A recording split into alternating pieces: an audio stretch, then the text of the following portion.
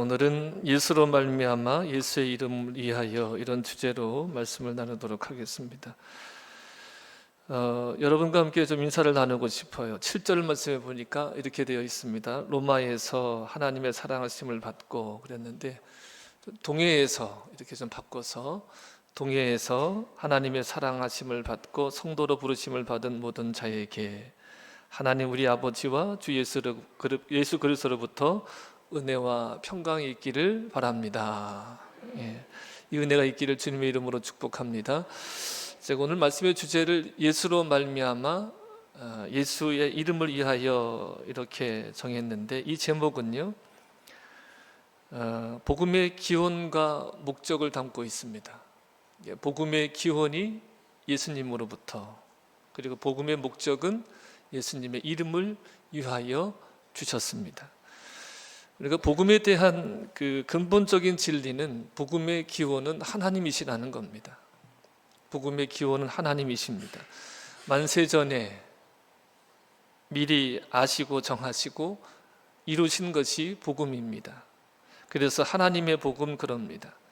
하나님께서 이루시고 그리고 하나님이 사도들에게 계시하시고 맡기신 것입니다. 이 복음은 하나님의 아들에 관한 것이다 그랬습니다. 하나님의 아들에 관한 것으로 성경에 미리 약속하신 것이다 그랬습니다. 자, 그 복음의 내용을 성경은 많이 우리에게 가르치고 있는데, 특별히 고린도전서 15장 3절 4절을 보겠습니다. 고린도전서 15장 3절 4절 복음의 내용입니다. 내가 받은 것을 먼저 너희에게 전하였으니 이는 성경대로 그리스도께서 우리 죄를 위하여 죽으시고, 4절 장사 지낸 바 되셨다가 성경대로 사흘 만에 다시 살아나사. 자, 복음의 기원은 하나님에게 있는데 이 복음은 아들에 관한 거예요. 그 아들에 관한 내용을 보니까 성경대로 우리 죄를 위해서 죽으시고 장사 지낸 바 되셨다가 성경대로 사흘 만에 다시 살아나신 것이다 말씀하고 있습니다. 성경대로 그리스도께서 우리 죄를 위하여 죽으셨습니다. 이 의미는 그리스도께서 우리를 대신하여, 그리스도께서 우리를 대표하여 죽으셨어요. 무엇 때문에? 우리 죄를 위하여. 그리고 장사 지낸 바 되셨다가 성경대로 사흘 만에 다시 살아나셨습니다. 그러니까 예수님의 가르침, 예수님의 생애, 그리고 예수님을 통해서 구원을 주시는 모든 것들이 오르심을 하나님께서 부활을 통해서 증거해 주신 것이죠. 이에 대해서 로마서 4장 25절은 말씀합니다. 함께 보실까요? 예수는 우리가 범죄한 것 때문에 내줌이 되고 또한 우리를 의롭다 하시기 위하여 살아나셨느니라. 아멘. 자, 예수님이 십자가에 왜 내줌이 되셨어요? 우리의 범죄한 것 때문에. 예수님이 다시 살아나셨습니다. 그 살아나셔서 무엇을 하시죠? 우리를 의롭다 하십니다. 그래서 예수님을 믿으면 죄사함 받고 의로운 자로 하나님께 받아들여지고 하나님의 백성이 되어집니다. 그래서 이 복음은 모든 믿는 자에게 구원을 주시는 하나님의 능력이다 그랬습니다. 이 복음은 모든 믿는 자에게 구원을 주시는 하나님의 능력입니다. 이 복음에는 하나님의 의가 나타납니다. 여러분, 중요한 대목입니다. 하나님의 의는 오직 복음에만 나타납니다. 하나님의 의라고 하는 것은 하나님께서 옳다고 하시는 거죠. 하나님의 나라라고 하는 것은 하나님이 옳다고 하시는 것만 있는 것이 하나님 나라예요. 유일하게 복음 안에 하나님의 의가 들어 있습니다. 유일하게 하나님께서 옳다고 하시는 것이 복음입니다. 그래서 이 복음을 믿을 때 구원을 얻습니다. 이제 구원이 무엇인가에 대해서는 이제 로마서를 보시면서 계속 지속적으로 말씀을 드리겠습니다. 그래서 복음이 구원을 주기 때문에 모든 믿는 자에게 구원을 주신 하나님의 능력이 되어지는 것입니다. 이것은 다른 것으로는 구원을 얻을 수 없다는 거예요. 다른 것으로는 구원을 얻을 수가 없습니다. 오직 복음만이 구원의 능력이 되어집니다. 여러분, 짧게 구원에 대해서 말씀을 드리면 구원은 하나님과의 관계가 회복이 되어지는 거예요. 그래서 우리가 하나님의 자녀가 되고 하나님의 백성이 되어지고 하나님은 내 하나님이 되어주신다는 거예요. 이 의미는 뭐냐면 하나님의 무한한 자원으로 살아가는 자들이 되어진다는 거예요. 하나님의 생명, 영원한 생명을 얻는 자가 되어진다는 것입니다. 이 구원이 오직 복음을 믿을 때 얻을 수 있습니다. 그래서 이 복음이 구원하신 하나님의 능력이 되어지는 겁니다. 복음을 믿으면 하나님의 의로우심을 깨닫게 되어져요. 여러분, 지난주에도 말씀을 드렸지만 우리는 여러 가지 의구심도 갖게 되어지고 우리가 생각하고 있는 구원이라는 것도 있고 우리가 생각하는 의라고 하는 것도 있어요. 세상이 굉장히 불의한 것처럼 보여져요. 하나님이 계시지 않는 것처럼 그렇게 보여질 때도 있습니다. 불의한 자들이 형통하고 도리어 의롭다고 하는 자들이, 의로워 보이는 자들이 고난을 당하는 세상으로 보여집니다. 그래서 정말 하나님은 계신가, 하나님은 의로우신가라고 하는 의구심을 가질 수 있습니다. 그런데 여러분, 무엇으로도 그 의구심을 해소해 줄 수가 없어요. 설명으로 되는 것이 아니에요. 오직 복음을 믿으면, 복음이 믿어지면, 복음이 받아들여지면 하나님이 나 같은 죄인을 위해서 그 외아들을 십자가에 내어주신 것, 그리고 그 예수가 다시 살아나신 것, 그것이 믿어지고 받아들여지면 하나님의 의로우심이 보여지고 깨달아지고 믿어지는 거예요. 그래서 하나님의 세계가 보여지고 누려지게 되어지는 것입니다. 그래서 복음이 기쁜 소식이고 복된 소식인 겁니다. 자, 5절을 보시겠습니다. 지난주에 4절까지 보셨는데 5절을 보시겠습니다. 5절에 이렇게 기록해요. 그로 말미암아 우리가 은혜와 사도의 직분을 받았다고 합니다. 자, 그로 말미암아 그랬어요. 죽은 자 가운데서 부활하셔서 능력으로 하나님의 아들로 선포되신 우리 주 예수 그리스도로 말미암아 은혜와 사도의 직분을 받았다라고 고백하고 있습니다. 전후 문맥을 살펴보면요, 사도 바울이 그 사도가 되는 가분한 특권을 받았다, 이것을 의미하는 거예요. 자신에게는 하나님을 대적하던 자신이 그리스도의 종으로 받아들여지고 사도의 직분을 받은 것, 이것이 정말 은혜라는 거예요.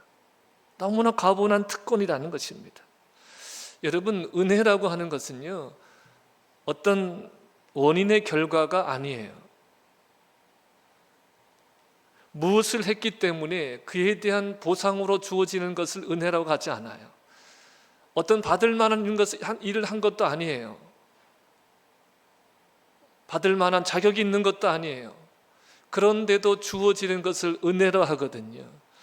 여러분, 구원이라 하는 것은 어떤 원인의 결과로 주어지는 것이 아니라 내가 무엇을 했기 때문에 주어진 것이 아니라 내가 받을 만해서 주어지는 것이 아니라 구원이라고 하는 것은 오직 하나님의 전적인 은혜로 주어지는 것임을 말하고 있습니다.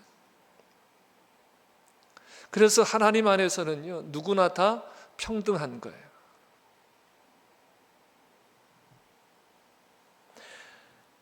우리가 도리어 원수된 자들인데도 우리에게 구원의 은혜를 베푸셨고 또한 직분을 주셨습니다. 그래서 사도 바울이 고백하잖아요. 나의 나 된 것은 하나님의 은혜다 그랬어요.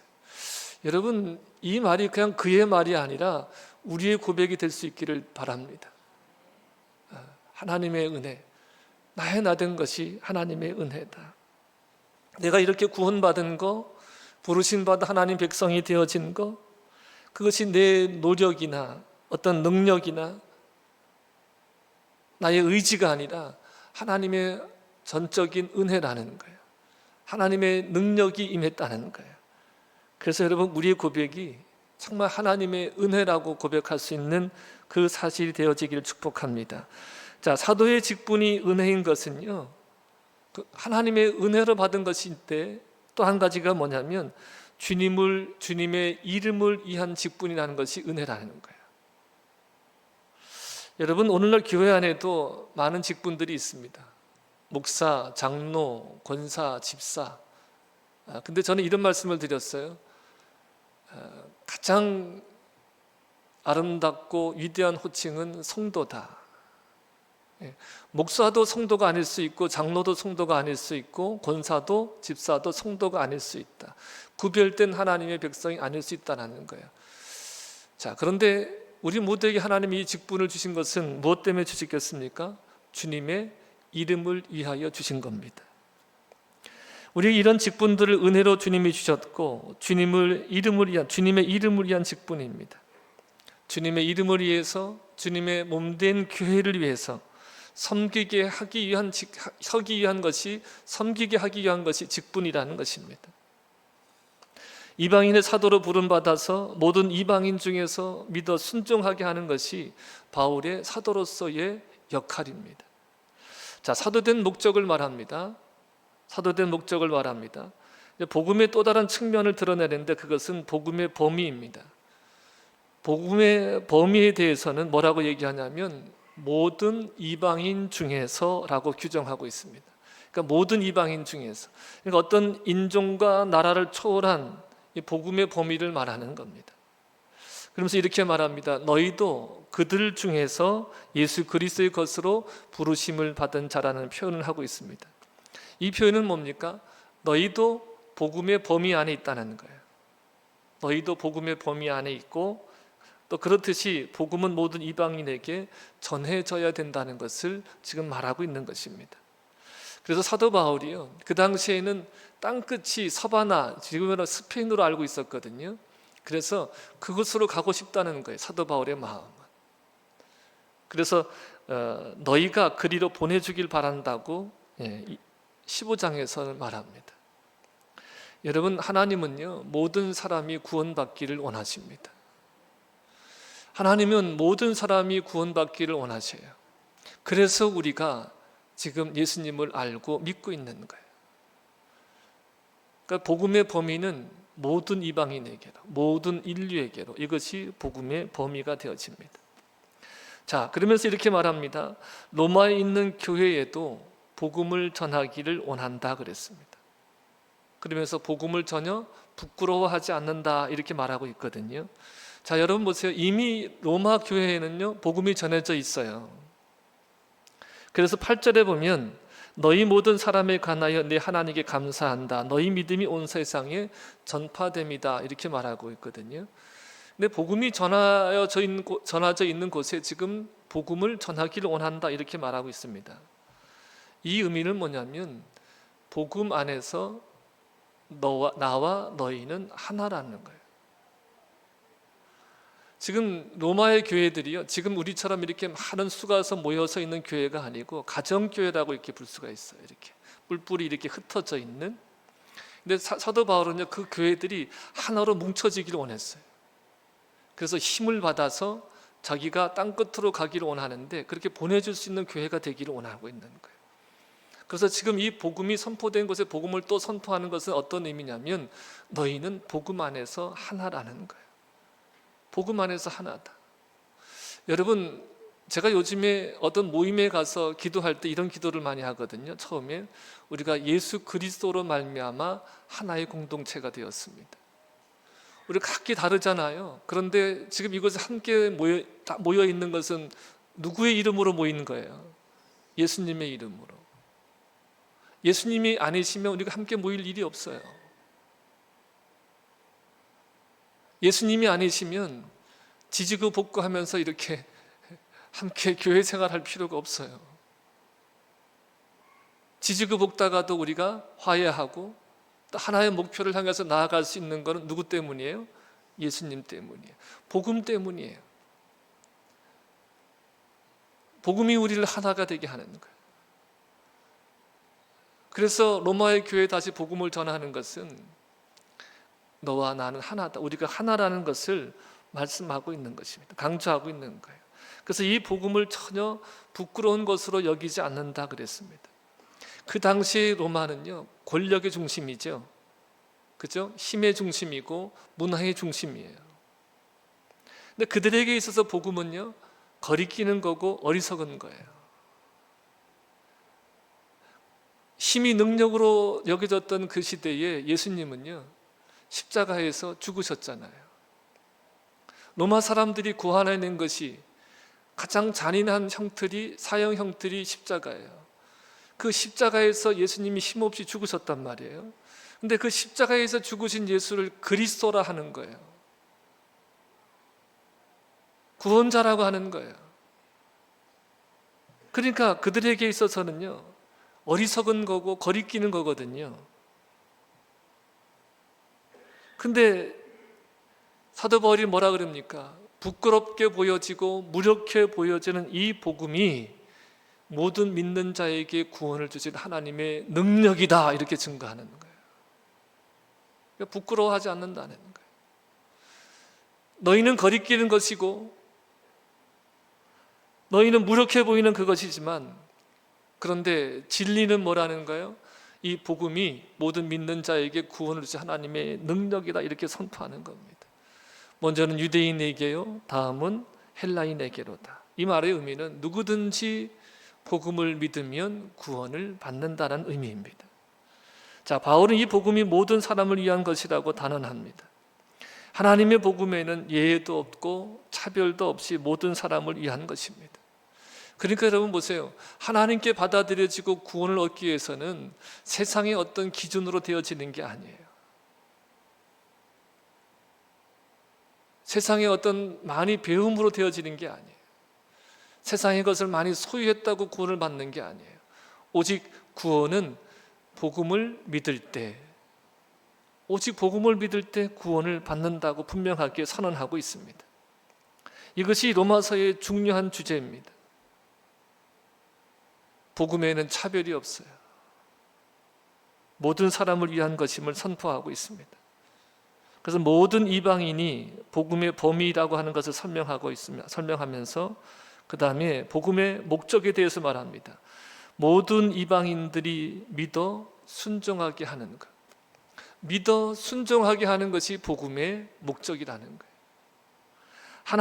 하나님의 복음의 목적은 믿어 순종하게 하는 겁니다. 예수 그리스도를 말미암아 은혜와 사도의 직분을 받아 그 이름을 위해서 하는 일이 뭐냐면 모든 이방인들이 믿어 순종하게 하는 그 일을 하는 거예요. 바울은 오직 믿음으로 말미암아 의롭다함을 받았다는 것을 로마서에서 강력하게 주장하고 있습니다. 여러분, 오직 구원은 무엇으로 받아요? 믿음으로 받습니다. 이것은 진리입니다. 그런데 지금 믿어 순종하게 한다라고 표현하고 있습니다. 5절에서. 이게 모순되는 걸까요? 결코 모순되는 표현이 아닙니다. 율법에서 나온 순종이 아니라 믿음에서 나온 순종이라는 점을 우리가 주목해야 됩니다. 무엇을 지켜서가 아니라 믿음으로 순종하는 거예요. 그러니까 이것을 여러분 초대교회에서 어떤 교리적인 것으로 봤거든, 믿음을. 그러니까 믿음에 순종하는 것이 구원이라는 의미도 되어지는 거예요. 믿음에서 나온 순종이라는 것입니다. 여러분, 복음에 대한 가장 적절한 반응은 믿음뿐입니다. 복음이 선포될 때 가장 적절한 반응이 뭐냐면 믿음이에요. 하지만 예수 그리스도에 대한 참되고 살아있는 믿음은 그 자체에 복종의 요소를 포함하고 있습니다. 여러분, 믿음과 순종이라는 말이 같은 말이니까 동의어는 아니에요. 분명히 다른 단어입니다. 그런데 분리되지가 않아요. 믿음과 순종은 분리되지가 않습니다. 바른 믿음에는 바른 순종이 나옵니다. 우리가 이렇게 보면 순종하지 않는 사람들이 있죠. 순종이 없는 사람들이 있습니다. 그 사람들에게 왜 순종하지 않아? 왜 순종이 없어? 이렇게 다그치잖아요. 근데 그것은 다그칠 일이 아니에요. 왜냐하면 순종이 없는 것은 뭐가 없는 거예요? 믿음이 없는 거예요. 그러니까 믿음이 없는 사람에게 아무리 왜 순종하지 않느냐고 다그쳐봐야 그것에는요, 이 순종이 나올 수가 없어요. 믿음이 없기 때문에. 여러분, 복음을 믿는다는 것은 생명의 관계로 회복되는 거거든요. 하나님과 나의 관계가 회복되어지는 거예요. 주와 그리스도이신 예수님과 관계가 회복되어지는 거예요. 그렇기 때문에 반드시 그에 따르는 순종이 있습니다. 여러분, 중요한 것이 있어요. 이 사도들이 초대교회에서 선포했던 복음이 뭐냐면 너희는 예수를 십자가에 못 박아 죽였으나 하나님이 그를 다시 살리셔서 주와 그리스도가 되게 하셨다는 거예요. 주와 그리스도입니다. 주와 그리스도. 하나님과 주님과의 생명의 관계가 회복되었다는 것은 내가 주인이 아니라 이제 누가 주인이신 거예요? 예수님이 주인이신 거예요. 그러니까 이 믿음에는 반드시 뭐가 나와요? 순종이 따를 수밖에 없어요. 순종이 따를 수밖에. 여러분, 순종하지 않는 종은 종이 아니잖아요. 내 주님이 주님이신데 주님에게 순종하지 않는 종은 있을 수가 없는 거잖아요. 구원자라고 하면서 구원자를 따르지 않는다고 하는 것은 구원 얻지 못하는 거예요. 예수님을 주와 그리스도로의 관계가 회복되어지는 것이 이것이 구원이에요. 생명의 관계로 회복되어지는 것이죠. 그러니까 믿음 없이 억지로 행함을 강조하면 생명이 없어요. 가식적인 열매고 육체의 열매이기 때문에 반드시 인간의 의가 나오는 거예요. 믿음 없는 순종은요, 반드시 인간의 의가 나와요.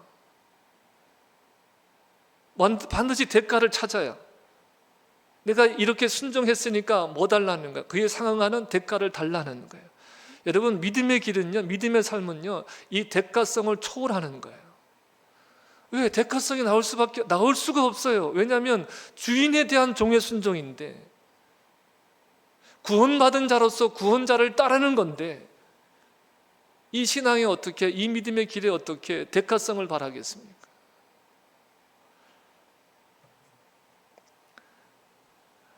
자, 그러면 바울은 이 모든 이방인들이 믿어 순종하기를 원했는가? 그것은요, 그리스도의 이름의 영광과 존귀를 돌리기 위함이에요. 하나님은 모든 무릎을 예수의 이름에 꿇게 하십니다. 모든 입으로 예수를 주라 시인하게 하십니다. 이렇게 하기 위해서 예수님을 지극히 높이시고 모든 이름 위에 뛰어난 이름을 주셨습니다. 그러니까 우리도 당연히 예수의 이름의 영광과 존귀를 돌려야 되는 거죠. 하나님이 모든 이름을, 모든 무릎을 예수님의 앞에 꿇게 하시고 모든 입이 그분을 고백하기를 바라신다고 하면 우리 역시 그래야 되는 거예요. 우리 역시 그래야 되고 그것을 우리가 원해야 됩니다. 자, 복음을 믿는 자라고 하면요, 예수님의 이름이 알려지지 않은 채 있는 것을 우리가 괴로워해야 돼요. 자, 여러분, 여기서 아직도 예수님에 대해서 잘 모르고 예수님을 영접하지 않으신 분들도 있어요. 그런데 정말 예수님의 이름을 부르고 예수님을 믿는다라고 하는 사람은요, 예수님의 이름이 알려지지 않은 채 있는 것을 괴로워해야 돼요. 예수님의 이름이 무시당할 때 상처받아요. 예수님의 이름이 모욕당할 때 분개해야 돼요. 언제나 그 이름이 마땅히 받아야 할 영광과 존귀를 받도록 열망하고 그렇게 우리가 결심해야 돼요. 근데 제가 이 원고를 작성하면서요, 제가 어떤 말이 저희 자신에게도 하는 말이고 기록하고 싶은 말이 있었어요. 근데 안 하려고 기록을 안 했는데 왠지 해야 될 것 같아요. 뭐냐면, 우리는 예수님이 알려지지 않는 것에 대해서 괴로워합니까? 아니면 내 이름이 알려지지 않는 게 괴롭습니까?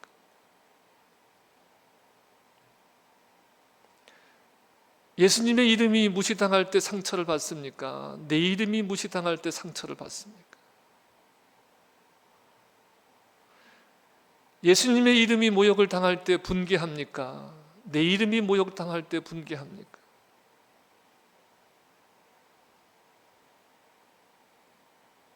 예수님이 마땅히 받아야 될 그 영광과 존귀를 예수님이 그렇게 받도록 그것을 열망하는 겁니까? 아니면 내가 영광과 존귀를 받기를 그렇게 열망하고 있습니까?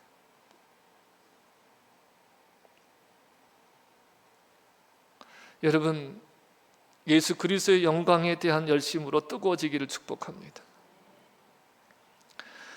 하나님의 복음의 또 하나의 목적은 예수 그리스도의 것으로 우리를 부르시는 데 있습니다. 예수 그리스도를 주님으로 인정하고 복종해야 구세주로 받아들일 수 있습니다. 여러분, 이것이 굉장히 중요한 부분이에요.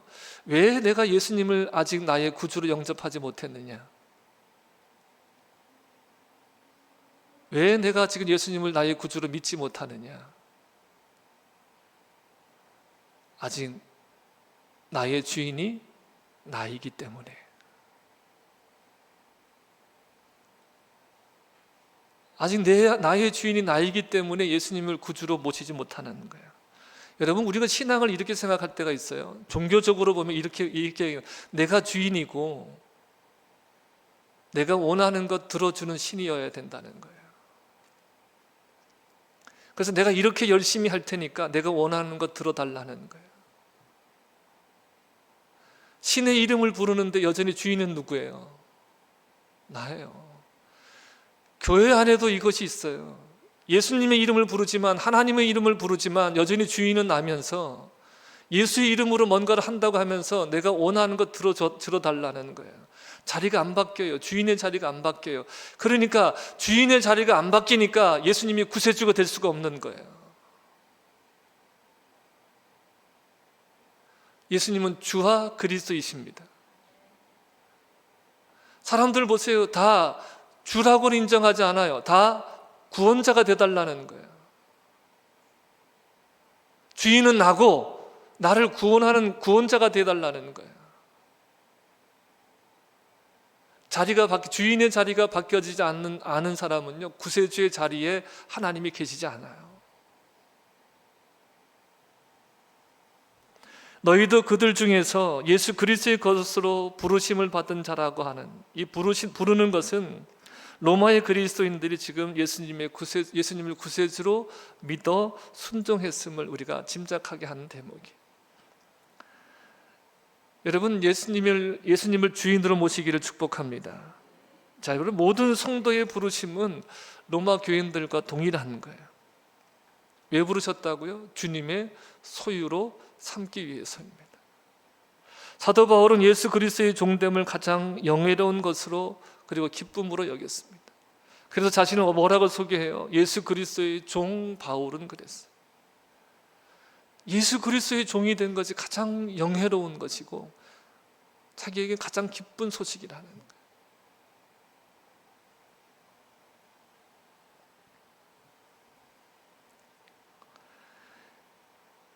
모든 성도의 부르심은 로마 교인들과 동일합니다. 주님의 소유로 삼기 위한 것입니다. 이제 참된 주인을 제대로 만났으니까 그 주인에게 맡기고 따라가면 됩니다. 여러분, 이것이 행복입니다. 오늘도 우리가 복음을 듣고 믿는다는 것은요, 나의 소유를 지키거나 늘리기 위한 것이 아니에요. 내 소유로 안전과 행복을 추구해 가는 게 아니에요. 그렇기 위해서 예수를 부르는 게 아닙니다. 예수 그리스도께서 모든 것의 주인이 되신다는 것, 나의 주인이 되신다는 것을 알게 하시는 것이 복음이고, 그렇게 우리를 부르신 것입니다. 여러분, 우리는 이런 거예요. 주님의 것이다 생각하면 이런 개념을 갖잖아요. 다 빼앗는다. 내가 가지고 있는 거 하나도 나는 쓰지 못하고 다 빼앗는다. 우리가 이런 개념을 가지고 있잖아요. 근데 여러분, 주님의 것을 삼으신다고 하는 의미는 주님께서 책임을 지신다는 거예요. 주님께서 책임져 주신다는 약속인 거예요. 여러분, 우리가 스스로 책임지려 하니까 얼마나 힘들게 살아요. 근데 내가 스스로 책임지려 하지만 책임이 져지나요? 근데 왜 맨날 그렇게 책임질 수 있는데 질질 짜고 그래요? 스스로 책임질 수가 없어요. 그러니까 고단해요. 근데 주님이 우리를 부르셔요. 너는 내 것이다. 주님의 것으로 우리를 부르시는 거예요. 이 표현은 내가 너를 책임지겠다고 하는 하나님의 의지인 겁니다. 여러분, 주님의 것으로 부름받는 것, 주님이 주인 되어 주시는 것, 이것이 복음이고 기쁜 소식인 겁니다. 모든 것이 주님의 것이구나, 이게 인정하는 것이 주 예수를 믿는 것입니다. 내가 주님의 것이구나, 이것을 인정하는 것이 주님을 믿는 것이고, 이것이 가장 기쁜 소식인 거예요. 이러한 부르심을 입은 자들에게, 주님의 것으로 부르심을 입은 자들에게만 주어지는 것이 있어요. 7절입니다. 다시 한번요. 로마에서 이렇게 하지 말고 동해에서라고 하고 다시 한번 읽어볼게요. 동해에서 하나님의 사랑하심을 받고 성도로 부르심을 받은 모든 자에게 하나님 우리 아버지와 주 예수 그리스도로부터 은혜와 평강이 있기를 원하노라. 아멘. 여러분, 하나님의 사랑하심을 받는 것만큼 가장 큰 은혜가 어디 있어요? 성도로 부르심을 받는 것만큼 가장 큰 은혜가 어디 있습니까? 여러분, 다시 한번 말씀을 드리지만 세상에 아무리 뛰어난 이름을 가진 사람도 성도라고 불리지 못한 사람들이 많이 있어요. 여러분, 상이 큰 상 받았다, 작은 상 받았다 할 때 그것이 어떻게 정해져요? 무슨 표창을 받았다 할 때, 아유, 그렇게 큰 표창 받았어 할 때 어떻게 주어져요? 어떻게 정해져요? 누가 주느냐에 따라서, 누구에게 누가 주는 상을 받았냐에 따라서 큰 상 받았다 그러잖아요. 여러분들은 상을 못 받아보셔서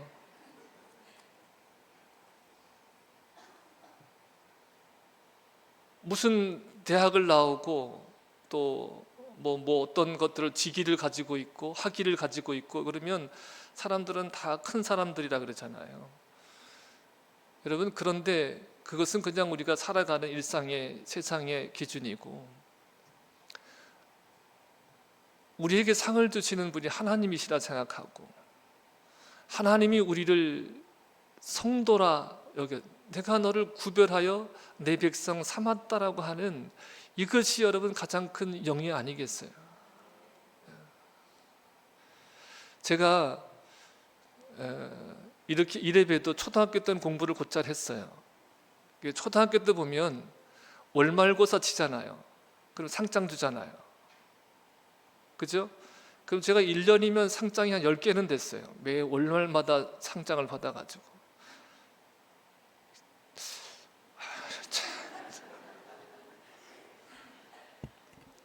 저희 어머니 아버지 돌아가셔가지고 어떻게 증인을 세울 수도 없고,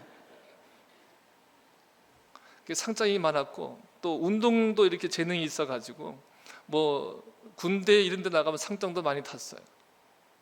그래가지고 운동회 한번 하면 1년치 학용품은 다 준비되는. 제가 뭘 말씀드리려고 하냐면, 어느 날 가보니까 옛날에 아궁이 뗐잖아요. 아궁이 불 뗐잖아요. 연탄 때리는 아궁이가 있고 여차게 불 때는 아궁이가 있는데, 불 때는 아궁이에 이렇게 보니까 뭔가 종이가, 허연 종이가 이렇게 있어요. 이렇게 보니까 제가 받아온 상장이더라고. 근데 더 놀라운 건요, 그 뒤에 보니까 어떤 미친 X가 다 인형을 그려놓은 거예요. 그게 알고 보니까 제 동생 X가 그러는 거예요. 옛날에 인형 그려가지고 옷 입히고 그랬잖아요. 그 종이가 빳빳하고 그러니까 좋으니까 그걸 다 그러는 거야. 근데 저도 그때는 별로 화가 별로 안 나더라고요. 왜냐하면 그걸 별로 중요하게 여기지 않으니까. 나는 대통령상 받을 사람이니까 뭐 그런 상은. 근데 제가 드리고 싶은 말씀은 뭐냐면, 세상의 것들은 다 그런 거예요. 제가 이게 트로피를 이렇게 탔어요. 이렇게 삿발을 메고서 이렇게 다 이렇게 있는 상장을, 이 트로피를 탔어요. 저희 아버지는 그거 유리에다가 액자에 유리관에다 탁 집어넣어가지고 또 신문에 난 거 스크랩해가 다 해놨거든요. 이렇게. 근데 어느 날 보니까 이사 갈 때마다 가지고 다니는데 어느 날부터 사라졌어요. 보니까 제 아내가 그걸 갖다 버렸대. 그러니까 지금도 그래요. 애들이 아유 그것도 놔두지 그랬나니까. 거기 뭐 중요하냐는 거예요. 이제 목사가 되는데 그게 뭐 중요하냐고 그것도 갖다 버렸대요. 근데 저도 그때도 별로 그렇게 서운하지 않더라고요. 어떤 엿도 못 박는 거, 못 볶아 먹는 거 뭐. 여러분, 우리가 정말 중요하게 여기는 모든 것들이 하나님 앞에 가면요 아무것도 아니에요. 내 이름 내려고 막 노력하지만 내 이름이 생명책에 기록되어 있지 않으면 그 이름은 아무 의미가 없어요. 하나님께서 지금 복음을 우리에게 선포해 가시는 건 우리를 하나님의 것 삼아 주시려는 거예요. 우리를 성도로 우리를 부르시게 하는 거예요. 이 세상과 구별된 하나님의 백성들로 우리를 부르시는 거예요. 여러분, 이게 사랑이에요. 말라기에서도 보면 이렇게 얘기합니다. 하나님이 너희를 사랑하셨다 그러니까 언제 사랑하셨냐는 거예요. 언제 사랑하셨냐. 우리가 참 버겁고 힘든 현실 속에서 보면 하나님의 사랑을 의심할 때가 있어요. 그렇죠. 정말 나 사랑하시는 거 맞냐? 나를 위하시는 거 맞냐? 이런 의심이 들 때가 있어요. 근데 여러분, 한 가지만 기억하십시오. 예수님이 나를 위해서 십자가를 지셨다는 거예요. 그리고 나 같은 사람을 하나님이 성도로 불러주셨다는 거예요. 이게 사랑이에요, 사랑. 저도 어렸을 때 잘 사는 집이 왜 이렇게 부러운지, 옆에 제조소가 하나 있었거든요. 제조소 집 사장 아들은 얼마나 옷을 잘 입고 다니는지, 반찬도 맨날 소세지 사오고, 나는 지긋지긋한 맨날 양파 썰은 거 간장에 볶은 것만 싸가고, 그래서 도시락도 꺼내놓지 못하고 막 애들이 뚜껑 열어가지고 반찬 이렇게 먹고 이랬어.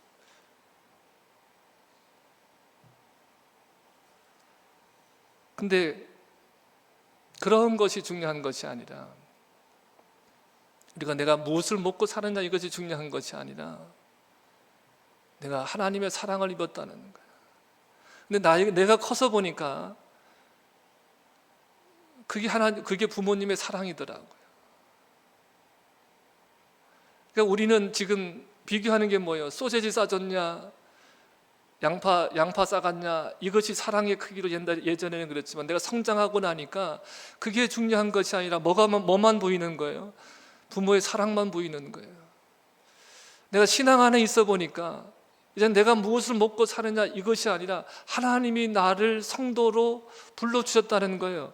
나를 성도로 삼기 위해서 하나님이 친히 이 땅에 내려오셔서 사람같이 되게 되어주셔서 십자가에 죽기까지 복종하여 주셨다는 거예요. 이것이 하나님의 사랑으로만 보이는 거예요. 내가 세상 사람과 같지 못한다는 것이 하나님의 사랑을 의심하게 되는 것이 아니라 나를 성도로 불러주셨다는 그것이 하나님의 사랑을 내가 잊고 있다는 것이 확인되어지더라는 거예요. 여러분, 이것이 복음의 능력입니다.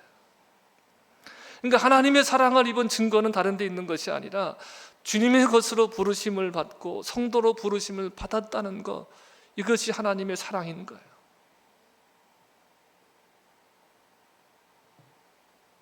여러분, 우리 같은 자들에게 예수 그리스도로부터 오는 은혜와 평강이 있습니다. 다시 한번 말씀드리지만 은혜는요, 자격이 없는 자들에게 주시는 분에 넘치는 사랑의 은혜예요. 세상이 줄 수도 없는 은혜와 평강이 있습니다. 또 빼앗기지 않는 은혜와 평강을 말합니다. 평강은 구약의 살롬에 해당됩니다. 하나님께 빚진 것들, 이 죄들을 모두 갚았을 때 하나님과의 관계가 다시 회복되어지는 것이 평강입니다. 이렇게 평강을 이룬 자들은요, 그리스도 안에서 유대인과 헬라인들이 화해가 일어나는 것처럼 이렇게 평강은 화해가 일어나는 거예요. 원수와 원수가 화해가 일어나는 거예요. 이것이 능력이 되어집니다. 여러분, 은혜와 평강의 기원과 출처는 예수님에게 있습니다. 은혜와 평강이 여러분들에게 임하기를 축복합니다. 예수로 말미암아 새 생명 얻었으니까 예수님의 이름을 위해서 전 존재가 드려지는 그런 하나님의 사람들 되기를 주님의 이름으로 축복합니다. 축복합니다.